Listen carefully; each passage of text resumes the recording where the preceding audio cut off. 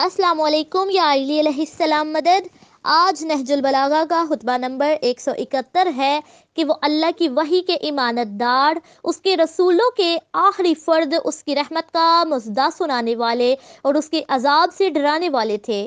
اے لوگو، تمام لوگوں میں اس خلافت کا اہل وہ ہے جو اس کے نظم و نسق کے برقرار رکھنے کی سب سے زیادہ قوت و صلاحیت رکھتا ہو اور اس کے بارے میں اللہ کے احکام کو سب سے زائد جانتا ہو۔ اس صورت میں اگر کوئی فتنہ پرداز فتنہ کھڑا کرے تو پہلے اسے توبہ و بازگشت کے لیے کہا جائے گا، اگر وہ انکار کرے تو اس سے جنگ و جدال کیا جائے گا۔ اپنی جان کی قسم، اگر خلافت کا انعقاد تمام افراد امت کے لیے ایک جگہ اکٹھا ہونے سے ہو تو اس کی کوئی سبیل ہی نہیں، بلکہ اس صورت تو انہوں نے یہ رکھی تھی کہ اس کے کرتا دھرتا لوگ اپنے فیصلہ کا ان لوگوں کو بھی پابند بنائیں گے جو بیعت کے وقت موجود نہ ہوں گے۔ پھر موجود کو یہ اختیار نہ ہوگا کہ وہ بیعت سے انحراف کرے اور نہ غیر موجود کو یہ حق ہوگا کہ وہ کسی اور کو منتخب کر کے دیکھو۔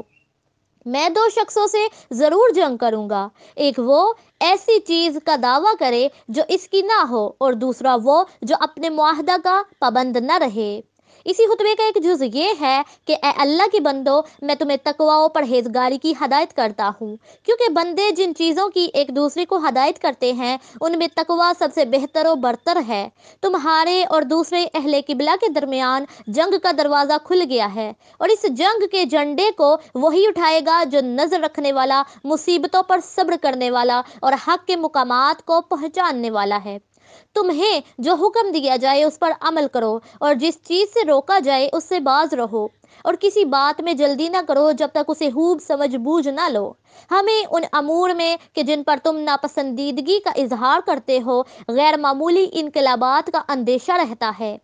دیکھو یہ دنیا جس کی تم نے تمنا کرتے ہو اور جس کی جانب خواہش و رغبت سے بڑھتے ہو، جو کبھی تم کو غصہ دلاتی ہے اور کبھی تمہیں خوشی کر دیتی ہے،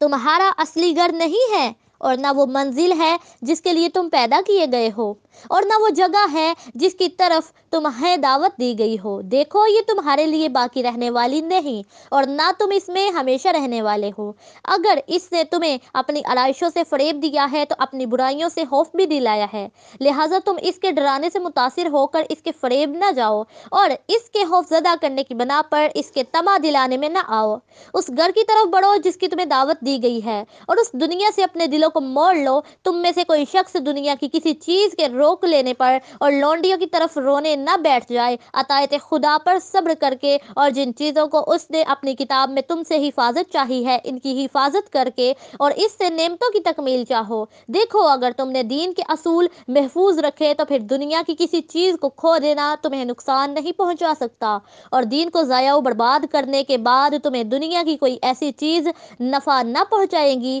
جسے تم نے محفوظ کر لیا ہو۔ خداوند عالم ہمارے اور تمہارے دلوں کو حق کی طرف متوجہ کرے اور ہمیں اور تمہیں صبر کی توفیق عطا فرمائے۔